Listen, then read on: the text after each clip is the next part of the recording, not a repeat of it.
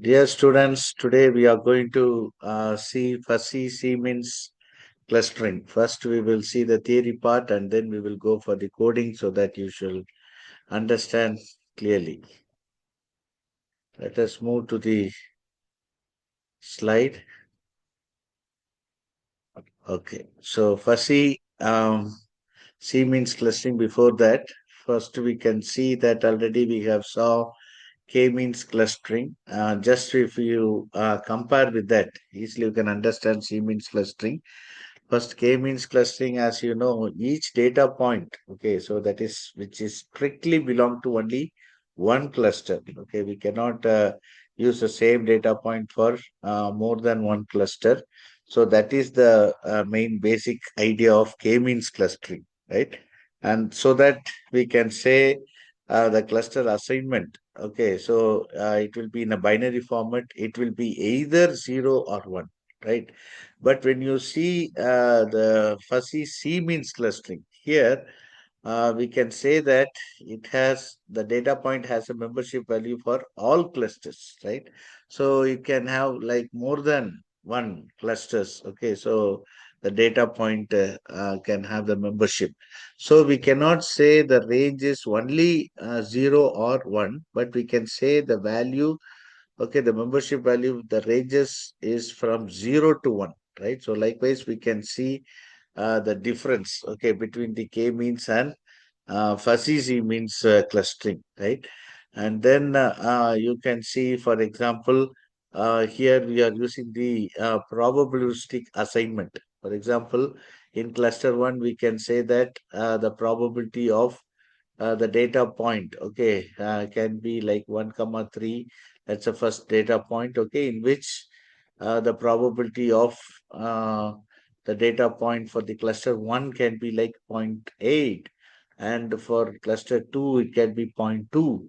So totally adding we can get it as 1. Similarly, 2 comma 5, in which we can say, okay, the probability of the data point which will occur in cluster 1 will be zero point 0.7 and zero point 0.3, or zero point 0.2 and zero point 0.8, zero point 0.1 and zero point 0.9 for the cluster 1 and 2. So likewise, we can see that it can not point only to one particular cluster. We can see that this particular data point can pass on in any one cluster, either in cluster 1 or in cluster 2, okay, or both. So that is how we can see the difference when we you see with the K-means clustering, right?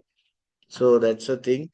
We can see here fuzzy clustering definition is a type of the clustering algorithm in machine learning that allows a data point to belong to more than one cluster. So that is the point I you please note down.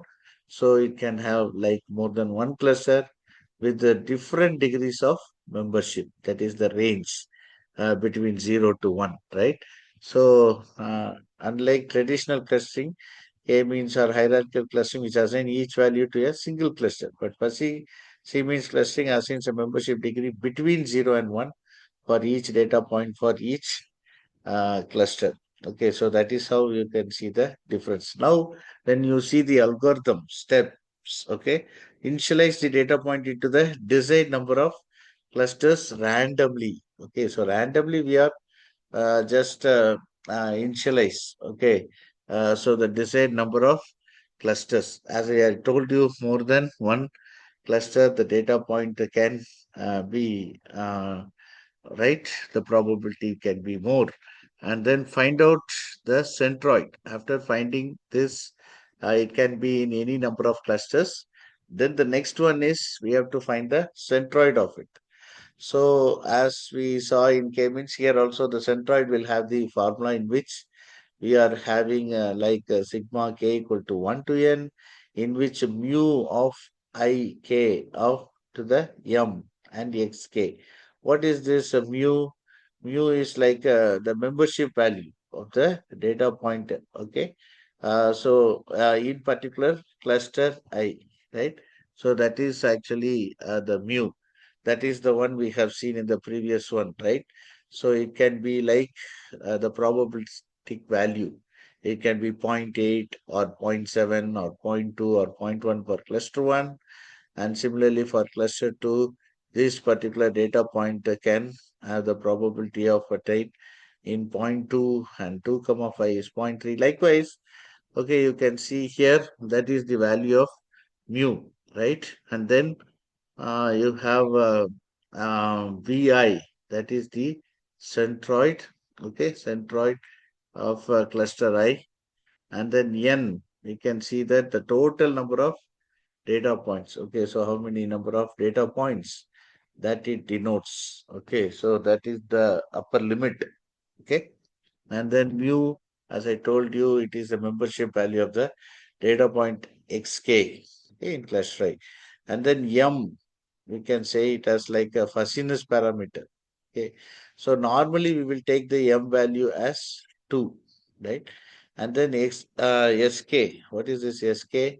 That is the distance. Okay, so sk is like a distance between the data point. Okay, so data point k. So that is how we are finding the centroid of it. And finally, after this centroid, we are going to find out the distance of each point from the centroid. Okay, so that is the thing we have to find out.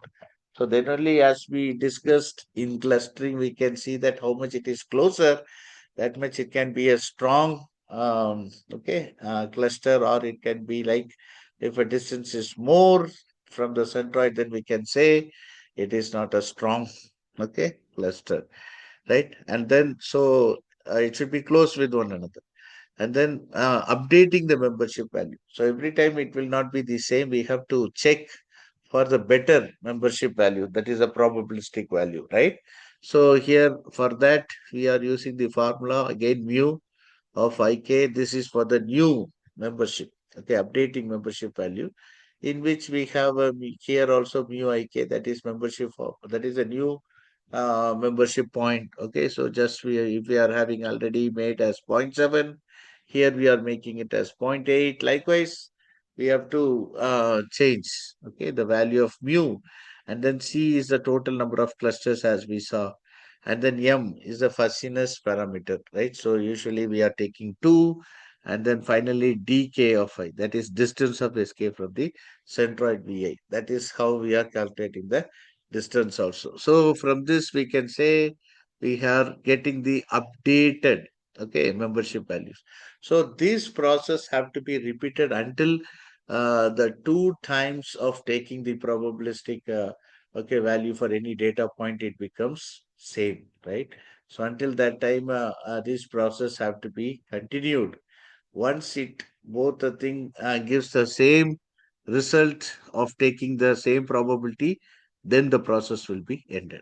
So this is how we are doing the C means, okay, fuzzy C means clustering, right? So now we will, after this, we will see the code, how to make, how to attain it, okay, so that easily you will understand the process. I hope you got the clear idea about the fuzzy C means clustering.